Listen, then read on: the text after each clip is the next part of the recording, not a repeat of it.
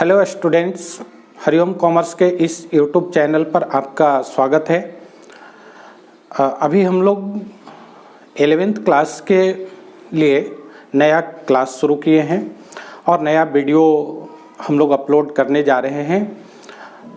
चूँकि आपको मैं ये बतला दूं कि आपके लिए commerce field, commerce subject, commerce stream बिल्कुल नया है, क्योंकि 10th तक आपने कॉमर्स का किसी भी टर्म से, किसी भी कॉन्सेप्ट से आप परिचित नहीं हुए हैं, फैमिलियर नहीं हैं। इसलिए आपके लिए समझना आसान होते हुए भी उतना आसान नहीं है जब तक कि आप कॉमर्स के, अकाउंटेंसी के एक एक टर्म, बेसिक कॉन्सेप्ट्स, इसके जो फंडामेंटल्स हैं उनसे आप फैमिलियर ना हो जाएंगे। तो इसलिए हम लोग सबसे पहले अकाउंटेंसी शुरू किए हैं और अकाउंटेंसी से आज आपको हम इंट्रोड्यूस कराने वाले हैं। इसमें इंट्रोड्यूस जब कराएंगे तो पहले क्या आएगा, क्योंकि देखिए जब तक हमारा फंडामेंटल, हमारा बेसिक, हमारा फाउंडेशन स्ट्रॉन्ग नहीं होगा, जब तक फाउंडेशन स्ट्रॉन्ग नहीं होगा तब तक हम ऊंची बिल्डिंग नहीं खड़ी कर सकते हैं, कॉमर्स को नहीं समझ सकते हैं, अकाउंटिंग को नहीं समझ सकते हैं। तो अपना फंडामेंटल ऑफ अकाउंटिंग स्ट्रॉन्ग करने के लिए, बेसिक ऑफ अकाउंटिंग स्ट्रॉन्ग करने के लिए कुछ पॉइंट्स पर हमें डिस्कस करना होगा। कुछ पॉइंट्स पे हम आप लोग को बतलाएंगे, आपके साथ हम चर्चा करेंगे। नेक्स्ट वीडियो में, आने वाले दिनों में कई ऐसे वीडियोज हमारे आते रहेंगे जिनके माध्यम से concepts of accounting, attributes, features या characteristics of accounting, accounting cycle, accounting process, objectives of accounting, nature of accounting, functions of accounting and types और ब्रांचेज ऑफ अकाउंटिंग, इन ऐसे कुछ जो टॉपिक्स हैं, ऐसे कुछ मुद्दे हैं जिन पर बिना डिस्कस किए हुए अकाउंटिंग को भली भांति समझ पाना मुश्किल है। और साथ साथ कुछ बेसिक टर्म्स हैं जो प्रारंभ में ही हमें उनसे फैमिलियर, उनसे इंट्रोड्यूस हो जाना पड़ता है। बिना उनसे इंट्रोड्यूस हुए हम कॉमर्स के रास्ते में, कॉमर्स के मार्ग पर, अकाउंटेंसी के मार्ग पर आगे एक कदम भी नहीं चल पाएंगे। तो इनको शुरू करने से पहले हम सबसे पहले 3 ऐसे टर्म्स को लेते हैं जिनके बारे में हम लोग थोड़ा डिस्कस करेंगे। पहला, अकाउंटेंसी को शुरू करने से पहले ये 3 टर्म्स को समझना अति आवश्यक है, समझ लेना जरूरी है। अकाउंटिंग, दूसरा है अकाउंटेंसी और तीसरा है अकाउंटेंट। अब ये अकाउंटिंग क्या है? तो अकाउंटिंग इज ए प्रोसेस। हम लोग सभी लोग जानते हैं accounting is a process. Accounting is a business language. It is also known as business language. Accounting is a process under which all financial business transactions, either fully or partly, of any organizations, either trading organizations or non-trading organizations, are identified, recorded, classified, summarized, analyzed, interpreted, then finally communicated to the various users of accounting. Various users means those who are interested to know the financial information and data of a particular business concern or enterprise.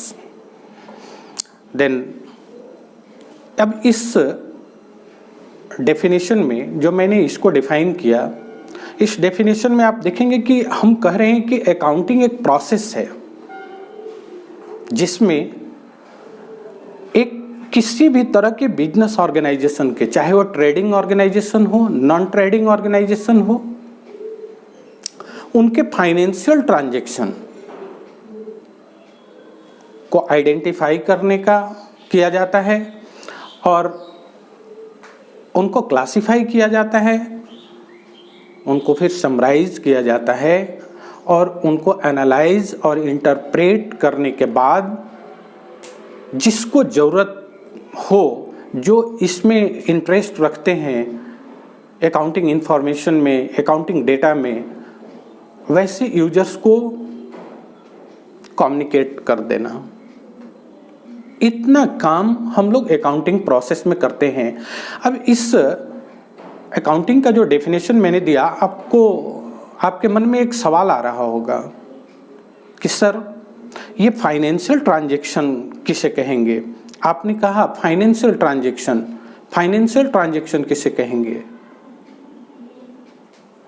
बच्चों, financial transactions are those business transactions or events which can be measured, which can be expressed and termed in money, are known as financial transactions। फिर यानी वैसे business transactions या events जिनको money के रूप में, मुद्रा के रूप में मापा जाए, मुद्रा के रूप में व्यक्त किया जाए, मुद्रा के रूप में टर्म्ड किया जाए, ऐसे सभी ट्रांजैक्शंस फाइनेंशियल ट्रांजैक्शंस कहलाते हैं।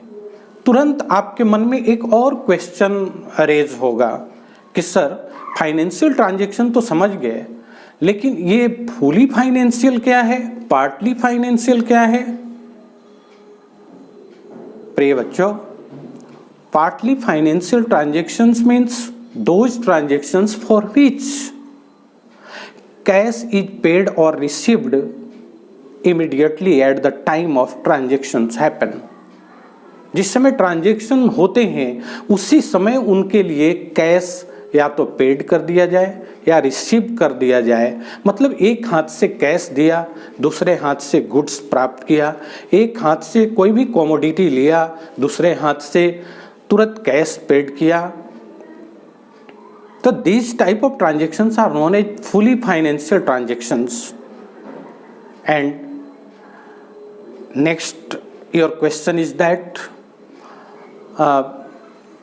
partly financial transaction क्या है सर? तो partly financial transactions are those transactions or events for which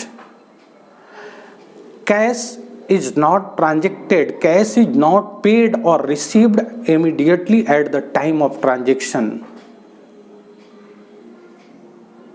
यानी उधार, ऑन क्रेडिट ट्रांजैक्शन। इसके अंदर और भी एग्जाम्पल्स आ सकते हैं, बार्टर सिस्टम में ट्रांजैक्शंस, यानी those transactions can be measured in money, expressed in money, but for those cash is not paid or received immediately at the time of transactions happen। जिस समय ट्रांजैक्शंस होते हैं उस समय उनके लिए कोई भी पैसा या कैश चुकाया नहीं जाता है या प्राप्त नहीं करते हैं। इसका सबसे एग्जाम्पल मैंने दो दिया, ऑन क्रेडिट ट्रांजैक्शन, उधार ट्रांजैक्शन। चूंकि ट्रांजैक्शंस ऐसे भी दो तरह के होते हैं, for cash transaction, fully financial को फॉर कैश ट्रांजैक्शन भी कर सकते हैं। पार्टली फाइनेंशियल का सबसे बेस्ट एग्जांपल है ऑन क्रेडिट ट्रांजैक्शन, उधार लेन देन। यानी अगर हमारे पास एक बुक है, वो बुक का कीमत 500 है, मैंने आपको दिया, लेकिन आपने कहा सर इस बुक का पैसा मैं 10 दिन बाद दूंगा, 15 दिन बाद दूंगा। तो उस समय जो ट्रांजैक्शन हुआ, मैंने आपको बुक सेल किया, उसको मैं अपने बुक्स ऑफ अकाउंट्स में लिख दूंगा कि sold goods to Sohan, sold goods to Sumit. लेकिन उसके लिए 500 उस ट्रांजैक्शन का मॉनेटरी वैल्यू क्या है? मॉनेटरी वैल्यू है उसका 500, लेकिन 500 तो कोई दे नहीं रहा है। आप दे नहीं रहे हैं, जिसको मैंने सेल किया वो दे नहीं रहा है, लेकिन देगा तो इन फ्यूचर तो देने वाला है ना। तो इन फ्यूचर कितना देने वाला है ये डिसाइड अभी हो गया, ये डिसाइड अभी हो जाता है कि 500 देने वाला है। तो इसलिए कहा जाता है कि दो transactions are also measured in money, expressed in money, but cash is not paid और रिसीव्ड इमीडिएटली। उनके लिए कैश पेड या रिसीव नहीं किया जाता है, लेकिन उनका एक्सप्रेशन हम लोग मनी में ही करते हैं। बार्टर सिस्टम भी आप लोग 9th का इकोनॉमिक्स में पढ़े होंगे कि एक बार्टर सिस्टम था, लेन देन का एक माध्यम, जिसमें एक व्यक्ति दूसरे व्यक्ति को कोई गुड्स, कमोडिटी या सर्विस रेंडर करता और उसके बदले उसको कैश न मिलकर दूसरे तरफ से भी उसकी ज़रूरत का जो गुड्स है, उसके लिए जो आवश्यक गुड्स है, उसके लिए जो कमोडिटी आवश्यक है, उसको जो सर्विस चाहिए उधर से उसको रिटर्न मिलता है। जैसे मैं मान लो एक लेबर का काम करता हूँ और आप में से कोई एक किसान है। हमारे शहर के नज़दीक गांव में आप बहुत बड़े किसान हैं, खेत में काम आपका चल रहा है, धान की रोपनी चल रही है। आप आए हमारे पास, हमको देखे थोड़ा पढ़ा लिखा हुआ लेबर है, बोले चलो हमारे यहाँ काम करना है। मैं बोला बिल्कुल चलूँगा। साहब कितने घंटे आपके यहाँ काम करने होंगे? तो काम आपको 8 घंटा करना होगा। तो 8 घंटे के लिए आप कितना देंगे? तो 800 का 8 घंटे जो मैं सर्विस रेंडर करूँगा आपके यहाँ, उसका मैंने कीमत फिक्स किया कि 300 लूँगा। आपके यहाँ गया, 8 बजे से 4 बजे तक 8 घंटा का काम किया। आते समय मैंने कहा साहब आपका काम फिनिश हो गया, हम लोग के बीच जो एग्रीमेंट था उसके अनुसार मैंने 8 घंटा आपका खेत में काम किया, हमें रेमुनरेशन चाहिए, उसका हमें पारिश्रमिक दीजिए। आप बोले कि हम लोग फार्मर आदमी हैं, हम लोग के घर में तो भाई पैसा रहता नहीं है, कैश रहता नहीं है जनरली। हम लोग के यहाँ ग्रेन है और भी दूसरे तरह के राइस है, व्हीट है और भी दूसरे प्रकार के अनाज हैं। बोलो मैं 300 रुपीज़ का अनाज दे दूँ। हम भी सोचे चलो शहर में जाकर फिर तो पैसा से अनाज ही खरीदना है, चावल ही खरीदना है, दे दो भाई, चावल ही दे दो। अब वो चावल का अगर कीमत 30 रुपीज़ पर केजी है, 30 रुपीज़ पर केजी अगर चावल का कीमत है, तो मुझे कितना चाहिए? 10 केजी चावल चाहिए। अब मैं 9 केजी लूँगा क्या? नहीं लूँगा। क्यों? क्योंकि 9 केजी का कीमत 270 रुपीज़ होगा मात्र, जबकि हमें कितना चाहिए? 300 चाहिए। क्यों? मैं आपको 300 दिया हूँ क्या? नहीं, मैं 300 के वैल्यू वर्थ के बराबर मैंने सर्विस रेंडर किया है आपके यहाँ, इसलिए मेरे द्वारा रेंडर्ड सर्विस का वैल्यू 300 है। तो आपके द्वारा दिए जाने वाले ग्रेन, चाहे वो राइस हो, व्हीट हो, उसका भी वैल्यू कीमत 300 ही होना चाहिए। तो इसलिए, लेकिन दोनों तरफ से मैंने आपको सर्विस रेंडर किया, आपने मुझे राइस दिया, वेट दिया 300 का। दोनों में से कहीं से कोई कैश का ट्रांजैक्शन हो रहा है क्या? कैश का ट्रांजैक्शन नहीं हुआ, लेकिन मेरे द्वारा रेंडर्ड सर्विस और आपके द्वारा गिवन जो राइस है, दोनों के सेंटर में क्या है? मनी। मेरे द्वारा दिया गया सर्विस का भी कीमत 300, आपके द्वारा दिया गया चावल का भी कीमत 300। तो ये भी एग्जाम्पल, सबसे बेस्ट एग्जाम्पल है पार्टली फाइनेंशियल ट्रांजैक्शन का। नेक्स्ट इसमें आता है कि सर ये है of all transaction, all business organisations. तो ये कितने तरह के बिजनेस ऑर्गेनाइजेशंस हैं सर? बिजनेस ऑर्गेनाइजेशंस नेचुरली 2 तरह के होते हैं। पहला ट्रेडिंग, मतलब those organisations, those business concerns, those enterprises, institutions, company which are established which are formed for earning the wealth, for profit motive, which are run for profit motive, but not for trading organization, non-trading organization, which is also known as not for profit making organizations, are established and run by a group of people of similar nature for service motive, for social welfare motive. यानी those organizations provide their services to the needy people of society either at free of cost or at the concessional rate, at the nominal rate, like library, schools, trust, colleges, universities, sporting clubs, और any societies, कोई political parties, ऐसे जो हैं ये सब not for profit making organisations कहलाते हैं, non trading organisations कहलाते हैं। तो उनके यहाँ भी ट्रांजैक्शंस होते हैं और वे भी वैसे organisations they also maintain their accounting। तो इसलिए मैंने कहा कि ऑल बिजनेस ऑर्गेनाइजेशंस के जितने भी फाइनेंशियल ट्रांजैक्शंस उसमें जितने होंगे, इवेंट्स होंगे, हाँ, in accounting only those transactions are recorded which are of the financial nature।